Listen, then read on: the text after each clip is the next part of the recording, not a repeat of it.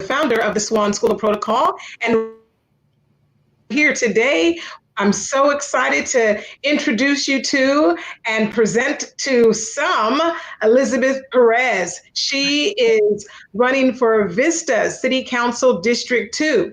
But here's the thing, folks, all right? Well, given the times today, we're doing things a little bit differently in order to get the word out about our local candidates. So we had to be a little bit creative today because we're all staying safe and inside our homes. And we want to get the audience engaged and get you engaged so that you can get to know this candidate. So I am coming to you from my home right here in Vista, California. And Liz is with us here in Vista at Never Forgotten Media, which is also located right here in Vista. Now, I've had the opportunity to get to know Elizabeth Perez over the last 6 or more years. And I first met her when I started working with her daughter initially as she competed for the Miss Vista teen pageant. And from then, we really got to know each other. And I have grown to know this incredible woman as a champion for those who are underserved. You're going to get the opportunity to get to know her today. She's got a very, very rich history. I want you to hear it from her. So I'd like to introduce you to Vista City Council D2 candidate, Elizabeth Perez. Welcome. Hi. Thank you, Elaine, for that awesome introduction. And not only family friend, but also mentor and coach. I've known Elaine for several years, and I just want to thank you for being a part of this, and also thank you to Forgotten Media Studios for allowing me to come out here and see your amazing studio. It's quite impressive, and apparently I haven't seen it all.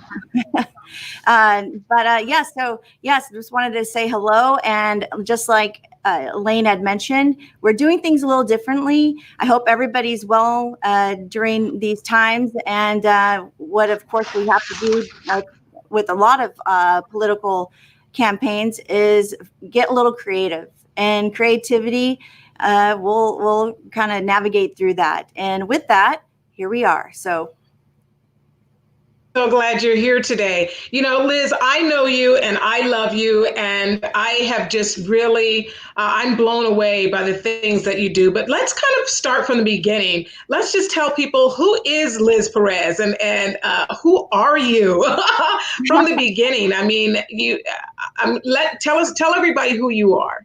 Sure. So I want folks to get to know me. I've actually lived in Vista since 2006, but I'm originally from Fresno, California. And I grew up in a military family. My dad served for 17 years in the Army. He was originally from Mexico, but he served the United States Army and decided that was really his passion, his career.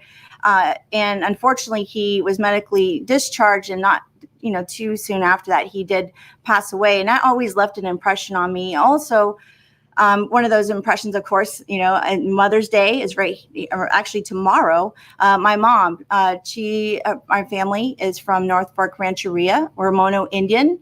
And for those of you that don't know where North Fork Rancheria is, that's just right outside of Yosemite, about maybe 45 minutes, I think, south of Yosemite.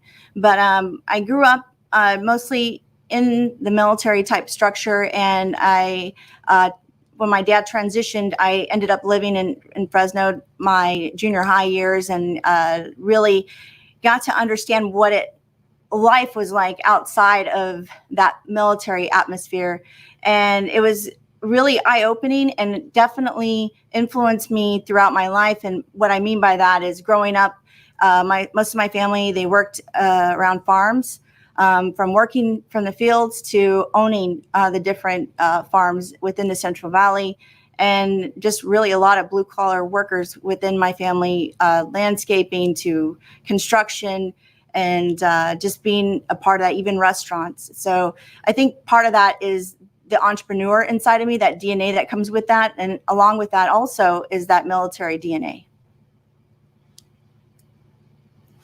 the things that you mentioned is the fact that you grew up in a military family, and which I did as well. My family, we were stationed right here at Camp Pendleton. My dad was in the Navy. But with that being said, the military, being part of your family was obviously an influence, but so much of an influence to where you actually joined the military yourself. So tell us a little bit about your military career. Oh, sure, sure. So actually, as a kid and even high school, I never pictured myself really even joining the military. I grew up around it. I was proud that my dad had served, but I think when he had passed away when I was 17, I really wanted to do something in his honor. And a part of that was to serve. And jokingly, but it's a true story. People say, well, your dad, he joined the Army and you joined the Navy. Why did you join the Navy? And it was actually some of the advice that he had gave me is, and sorry, Army, but he did say, he said, don't go Army, go Navy. So that was something I just wanted to do, and serving in uniform and also wanting to serve around helicopters. And he served with the 101st Airborne, and I love that sound of helos. And I worked around with HC4 in Sigonella, Sicily with the H-53s, and it sounds like thunder in the sky, and it just gives me goosebumps every time. Wow, that's really great. You have served very, very well. You had such a rich history in the military. Can you kind of think of maybe one of the most poignant experiences that you had during your naval career? Can you think of something that really stands out to you that's just really memorable about your Navy career? I'd love to hear that.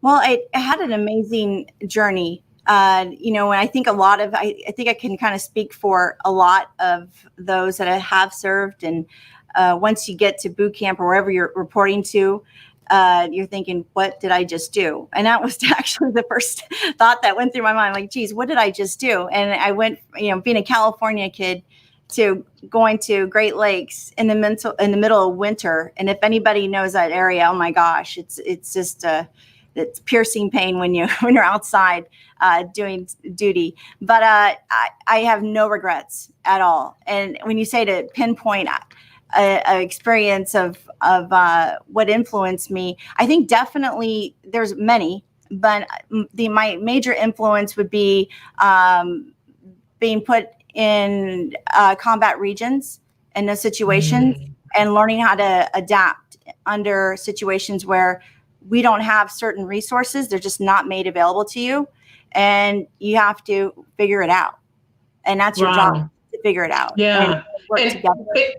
Which is great. And, you took that ability to figure it out and made a really strong and influential pivot once you discharged from the Navy, and you went out and you became an entrepreneur.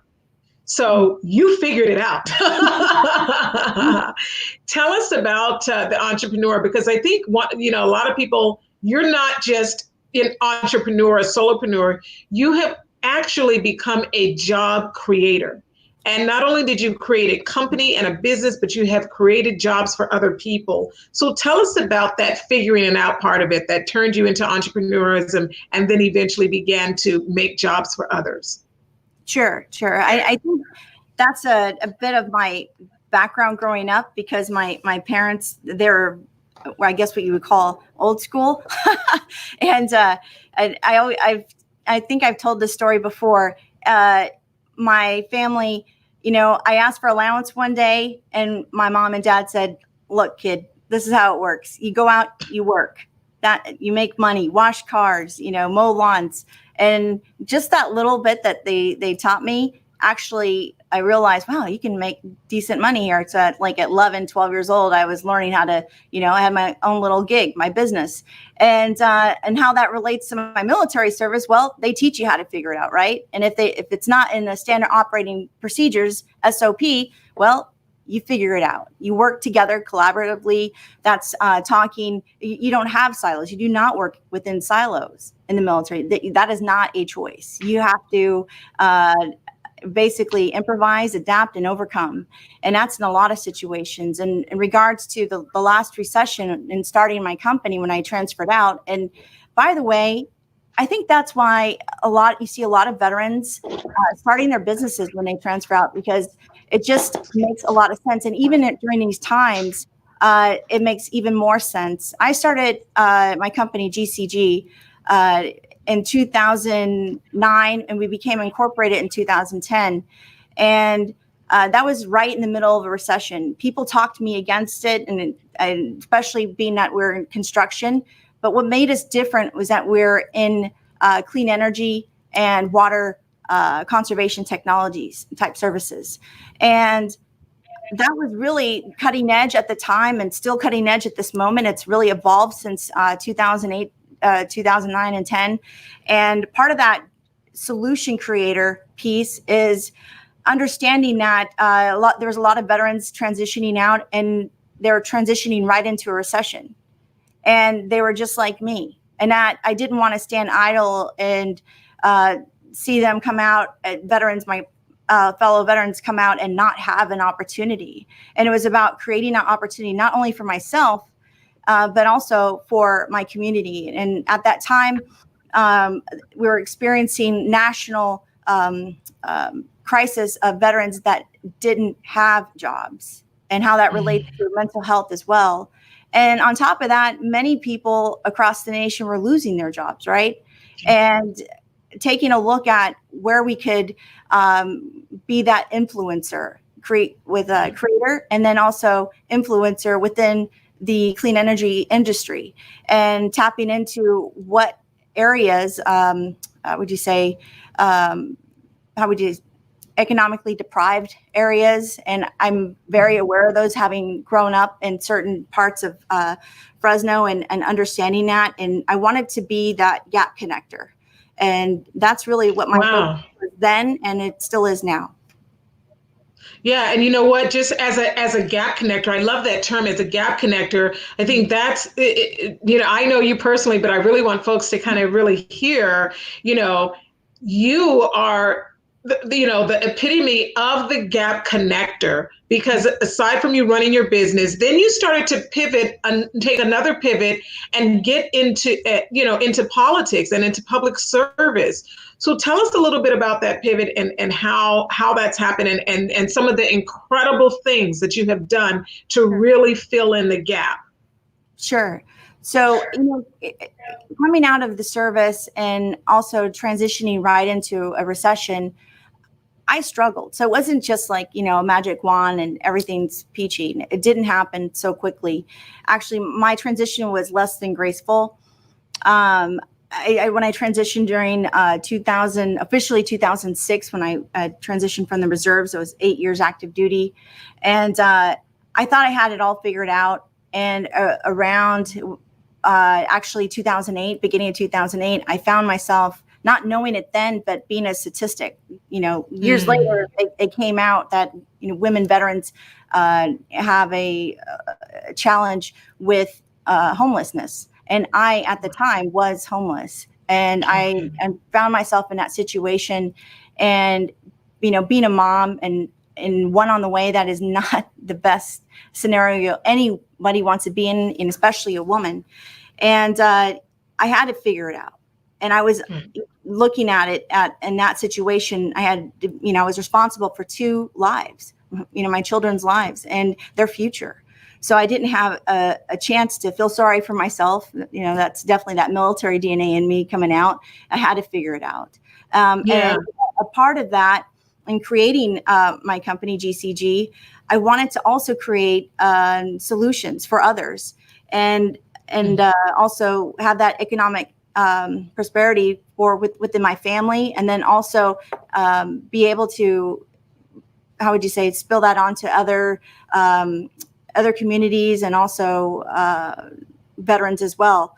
And with that, I just think that journey itself really opened up the doors. I think anytime when you're a veteran and you served, especially during after 9/11 or during or after 9/11, and if you're in clean energy, those are hot topic political topics. They are. And especially being a woman veteran And there's a lot of opportunities there's a state opportunity, the Disabled Veteran Business Enterprise Program. There's the Service Disabled Veteran Business Program within federal. And how I got into politics, if you will, was that I voiced out some wrongdoing that was happening within those programs. There was a lot of prime contractors at the time, still happening now, unfortunately, but there's been a lot of attention on it, taking advantage of veteran-owned companies.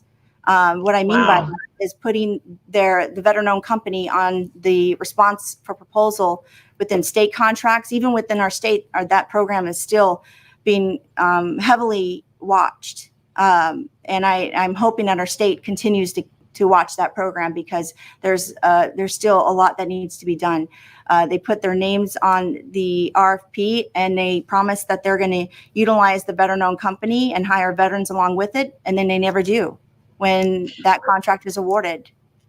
Well, and the thing about it, so moving into working for the government, and you tell us about what you were involved with, the department that you're involved with, and some of the incredible accomplishments that you made during your time.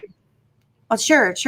I had those that advised me not to go. It was kind of like the David and Goliath kind of scene of me, this little company, really speaking out about the larger prime contractors' wrongdoings, not really giving that full, how would you say, opportunity as they kind of pulling the light off of it, and yes. shining the light on it, Yes. And I actually spoke publicly about this, and I was featured in Forbes magazine November of 2017, and it really got a lot of attention. And not too long after that, I was asked if I'd like to be considered as a appointee for Governor Brown's administration as Deputy Secretary of Minority and Underserved Veterans. Of course, I said yes to the opportunity. Yes, yes. And then from that, I was asked if I'd also like to serve as the state advocate for the Disabled Veteran Business Enterprise Program. And with that, that was just a really big eye opener. I was appointed in January of 2018 and really had a larger view of how government is ran, not only locally, but throughout our state, and how much work we really need to do. And I would say the biggest, I think the number one take back I took from that is that being Mono, Indian, Native American, I realized how much Native Americans nationally we need to serve, not only within tribal government, but definitely within our local, state, and federal. Out of 1,000 appointees, I was one of two, and that the second one, actually, I would say first, is the governor's tribal advocate.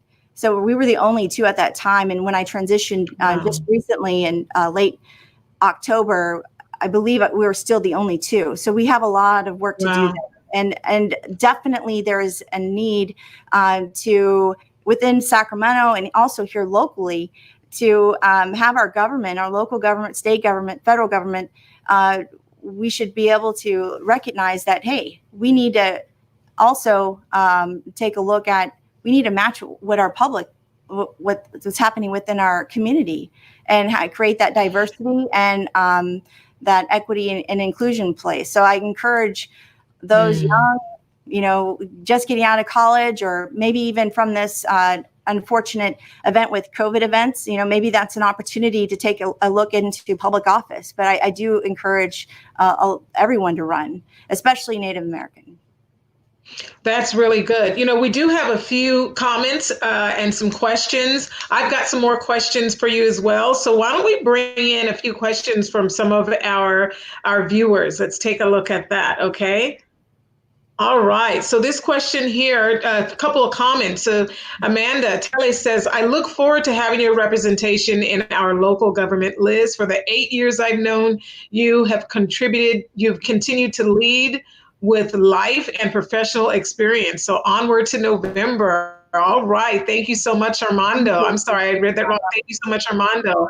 All right, Elizabeth, I enjoy volunteering for your campaign and I also learned new skills. That's from Omar. Thank you, Omar, for sharing.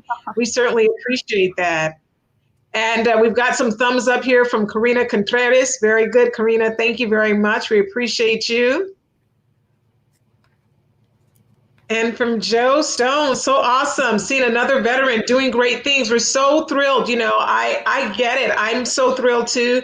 I come from a military family. As I mentioned, my dad served in the Navy. My brother served in the Navy. My uncle served in the Navy. And so I get it. And it's so important for our veterans to support. And I think, Liz, that's the thing that you see. You're not coming in and you're not saying, here's what I think is best because this is my, personal opinion. You're really bringing things from your experience. And so when you take a look at your overall experience, you served in the military, you served at the state level.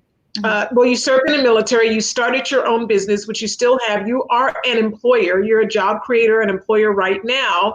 And then you took some time and you served at the state level. So you mentioned just a few moments ago that we really need to get empowered locally, which brings us to why we are even here today, which is the fact that you want to serve local government. Why, in all of this, did you say, you know what? I want to serve the city of Vista. Tell us how that all came about. Sure. As I mentioned, I lived here since 2006. And I think one of the first things I noticed, and I'll be quite honest, was the homeless situation. I did live right off the 78 in Emerald there, and what used to be the Veterans Center, because I used to have to go to the VA in that area until it moved to Oceanside. That was the first thing I noticed. And there was a lot of economic need there, and I had wondered, coming out of that experience of also being homeless, there were not shelters for a woman with children or one on the way. So I had to find a way to find shelter, and I ended up at a hotel. But coming from that experience, one of the reasons why many reasons why is really community safety. And back to why I'm running and the 4 pillars that I feel that are important to me, and that is community safety. And that's a lot of things. That's even within social services that encompasses that. And also law enforcement. Right now, the city of Vista does not have a police department, and we have over 106,000 residents, between Carlsbad Police Department, Oceanside, Escondido. This is time where we have to really take a look into the future. And we have, the courthouse there with the county jail right in our city. And during these times, a lot of the many inmates that were in these systems are being released right here in Vista. And not so many good things are happening. And I see it in my community. Also, economic prosperity. I do see a lot of businesses within Vista, but I feel that we can do so much more. And this is coming from my entrepreneur level. I think it's time for innovation and creativity meets government. And it's not, I hear so many times, and this is from my military side too, is that, well, we've always done it that way. Right. So with that being said, what are you going to do differently then?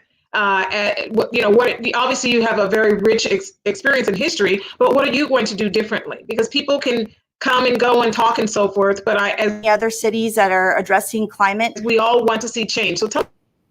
Yes, and hopefully I didn't lose you there. As we try to get the feed up. Thank you all so much for joining us and for being with us here on this Saturday. We're really thankful for those of you who are tuning in. We're talking with Liz Perez. She is a candidate for Vista City Council, District 2. We're learning a lot about her incredible history. She started out in the military, serving in the Navy, went from there to entrepreneurism, and then also served and was an appointee by Governor Brown, and she served for the state of California. And now running for Vista City Council and talking to us and telling us about why she is the perfect candidate for us. So Liz, tell us, what would you do differently in terms of, making some of these modifications based upon the 4 pillars that you just mentioned?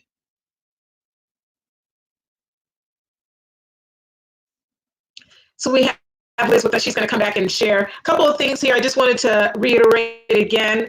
We are talking with Perez. She is running for Vista City Council District 2. So Vista is broken up into a few different districts, and one of them is District 2. And we have Elizabeth Perez with us here this morning. So excited to have her. She has such an incredible history. She has served her country well. She has spent much of her life in service, whether it's through the military or being appointed by Governor Brown to serve in Sacramento, the state of California. And, I can tell you this, one thing that I know about her personally is during the time that she served, she flew back and forth to Sacramento so that she could still take care of everything. She's a mom of 2, both a son and a daughter. And so she does not mind putting in the hard work that's necessary to, achieve not only her personal goals, but she really has a heart for other people.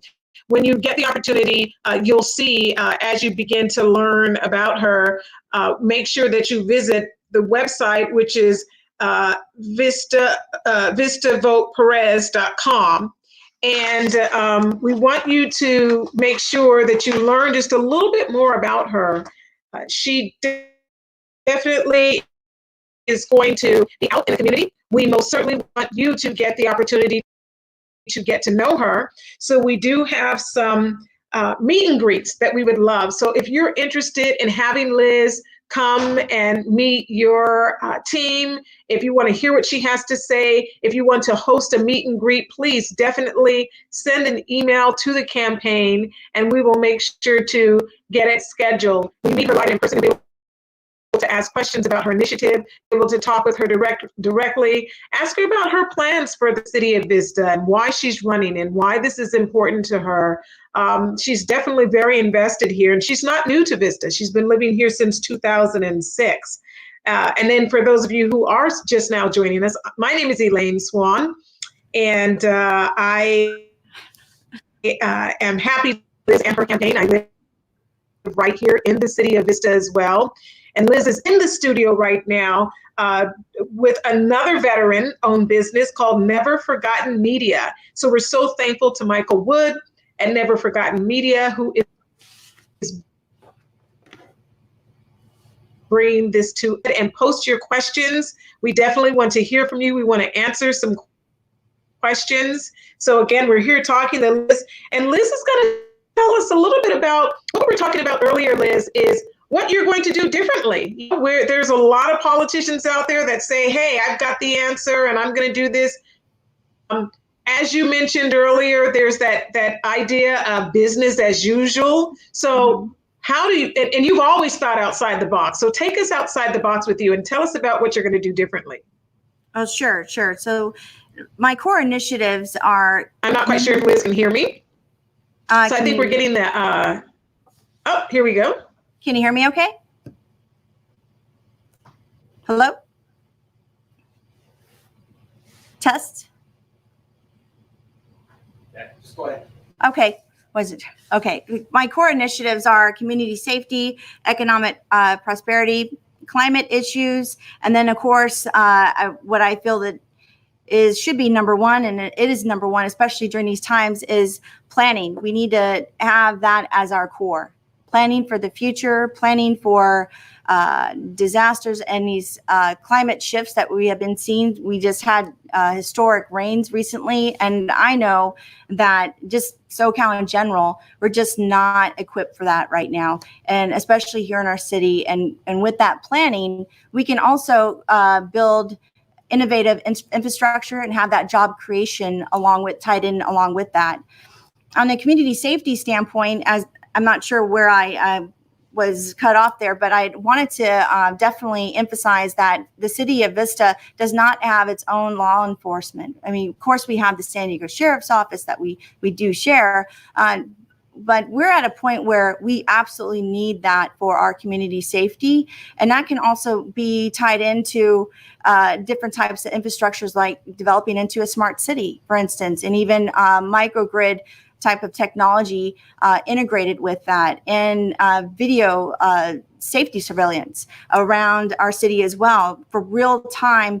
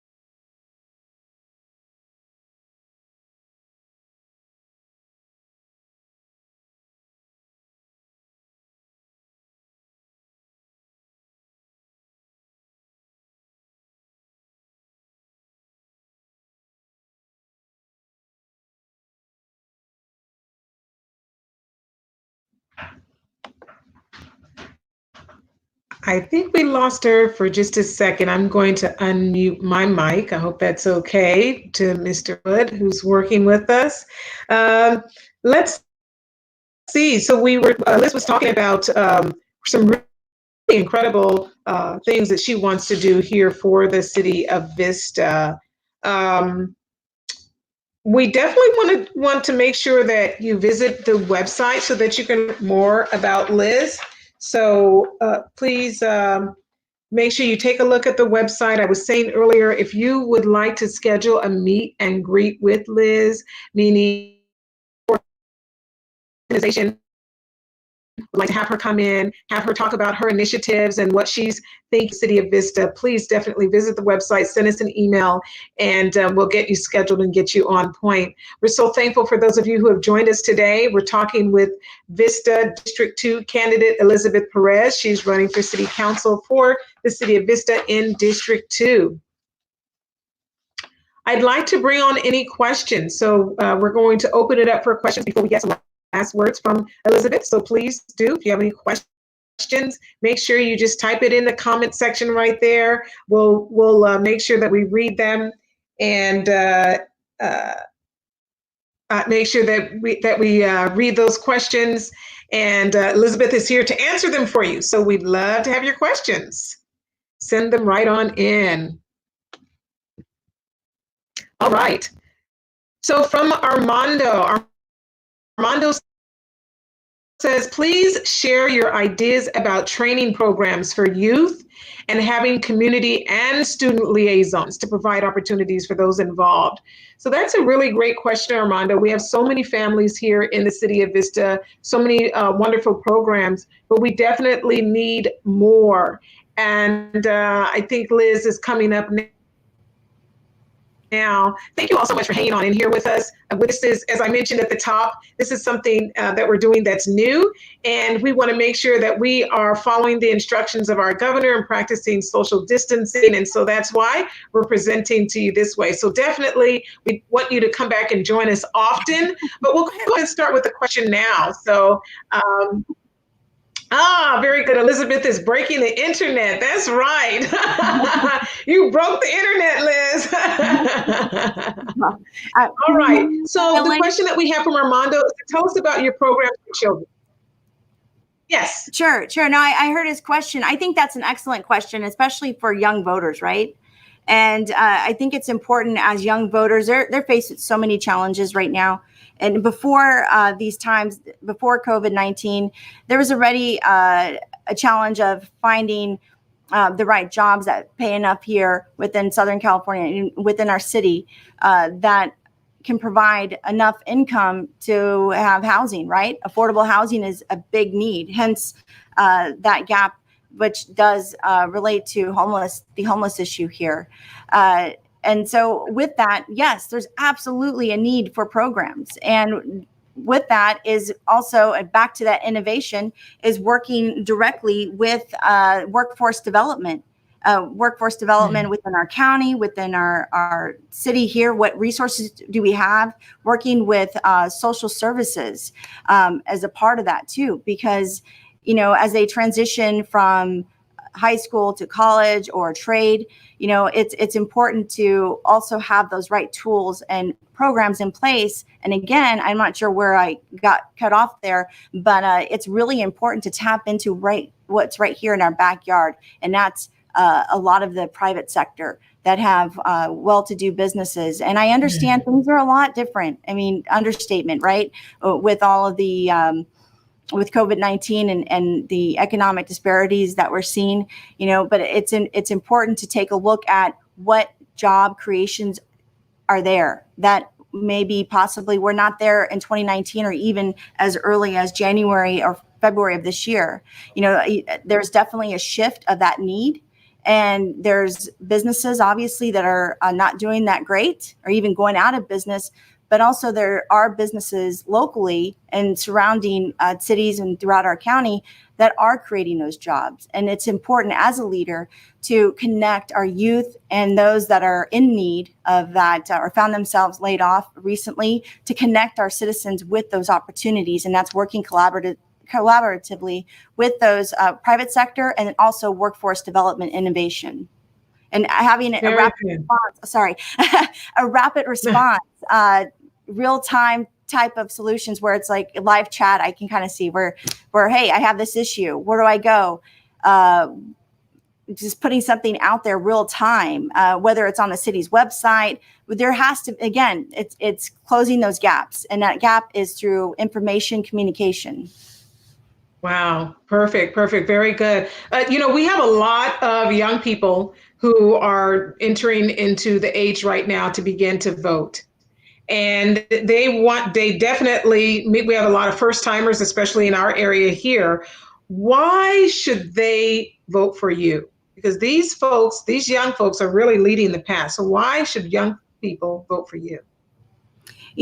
Again, back to my point regarding the challenging times that we've had, even before COVID, it's vital that we do as leaders and for our next generation create programs that are going to give them the opportunities they need to succeed and to be well into their 20s to be able to afford a house.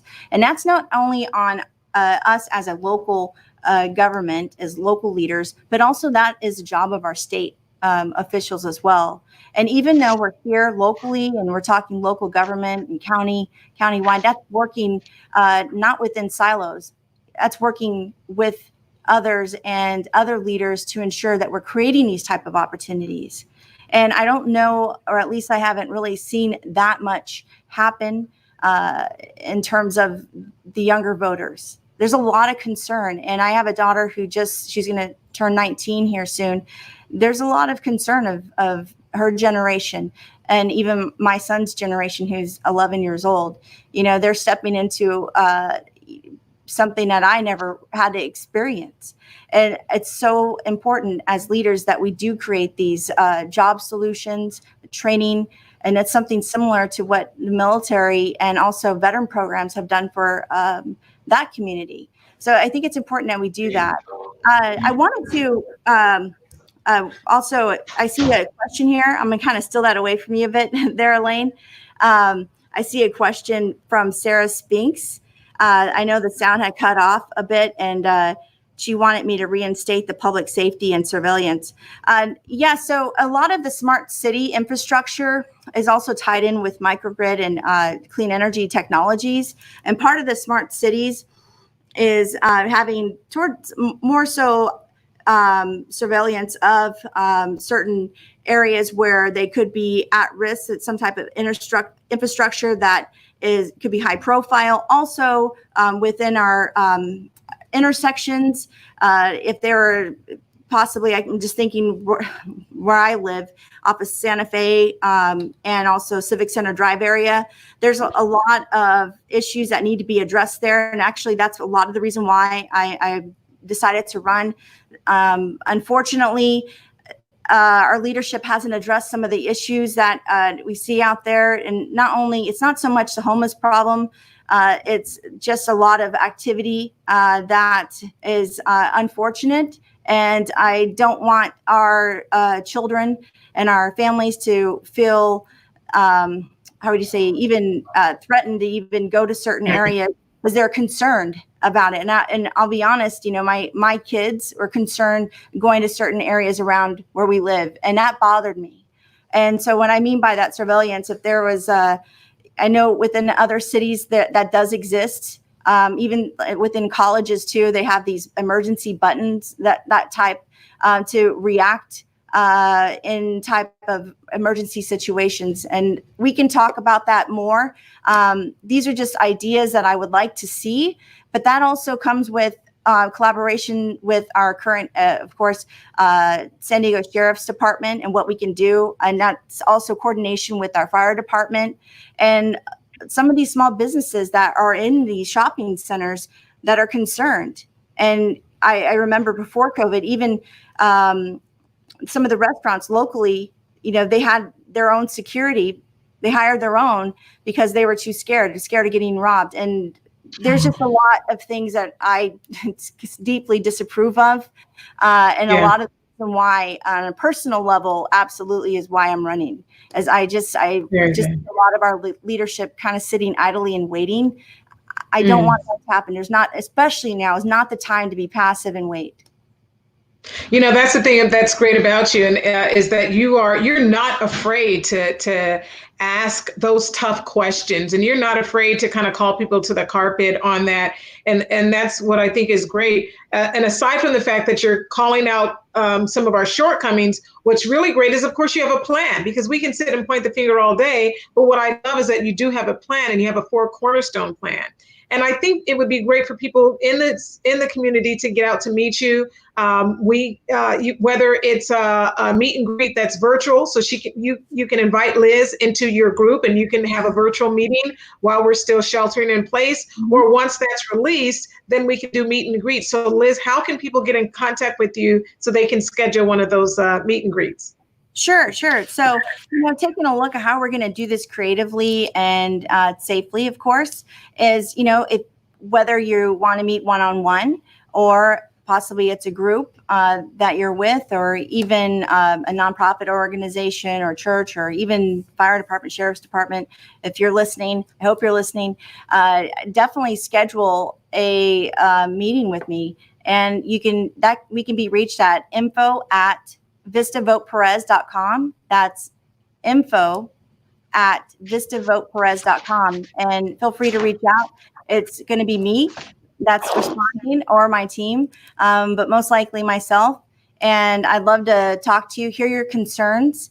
I don't know what I don't know, and I definitely don't know everything. And I'm a listener. And asking those questions, Elaine, yes, asking the right questions. And even when I went into my state job, it was really about not just going in and doing, but listening and understanding how things ran for a month before even taking action. And just in terms of taking action, one of the things that I addressed, I knew that was an issue, and that was citizenship for our veterans that served. And there were a lot of, that still is an issue now. There's a lot of veterans and family members of veterans and even active duty military that have, when they transition out or even when their loved one is serving overseas, they've been deported. And that's something coming from a father from Mexico that served in uniform and didn't have a citizenship, eventually got it. I understand that and understand that concern. And that's something I addressed, and part of not too shortly after I was in that appointment, 4 months later, we kicked off the Veterans Pathway to Citizenship program. It was the first, it was the first, and I believe it's probably the only right now, citizenship program that a State Department has. And not too long after that, also addressed the deported veterans need as well. And I worked a lot with the deported veterans. And that first kickoff was right here in Vista, as we have a large veteran and military community, and it is a need. So in terms of asking those questions and not being afraid to act, that's something that's definitely in my DNA as well. Yes, you are definitely one tough cookie, but very touching and very caring, and such a great heart for people. We certainly appreciate you. It was really great having folks get the opportunity to get to know you this morning, Liz. Before we leave, we want to just ask if you have one final parting thought for folks today as they move on into the rest of their day for Saturdays. What's your parting thought for today? Well, I'll start with there's more to come. More to come of the Vista Vote Perez segments. This is just the start of it and more of introduction, but I want to bring on more leaders and also residents of Vista. We want to hear from you. So it's also a chance where residents of Vista can log on and we can hear your voice and leadership voice as well. And we want to hear those ideas from you. So please email us at info@vistavoteperez.com. And in general, I will say on this beautiful Saturday is take care of yourself. And self-wellness is key. And be easy on yourself as well. And for the mothers out there, that is exponentially take care of self, and definitely make sure all of you out there take care of your mom and recognizing Mother's Day. So I just want to thank everybody for the opportunity, getting the word out, and then also hanging in there with us through some of the technical difficulties. That's just part of where we're at with the times, and just thank you for listening to me and your patience with that. And Elaine, thank you too. Very good. Thank you very much. For those of you who want more details, please make sure you visit the website vistavoteperez.com. This morning we have been talking with Elizabeth Perez. She is running for Vista City Council in District 2. Thank you very much, and we will see you next time. Thank you, everyone. Bye. Stay safe.